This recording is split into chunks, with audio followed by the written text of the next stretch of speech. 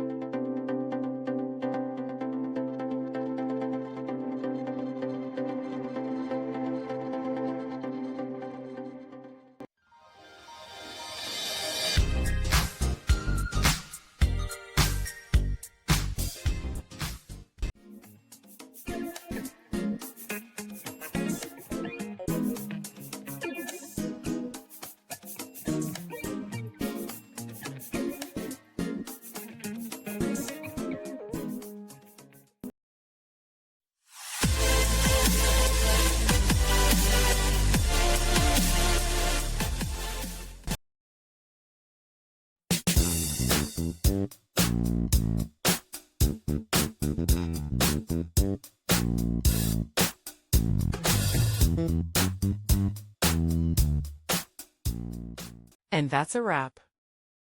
I hope you found the answer you were looking for. If you did, take a second to hit that subscribe button. It really helps out. And let me know in the comments which solution worked best for you. See you next time in the debug zone.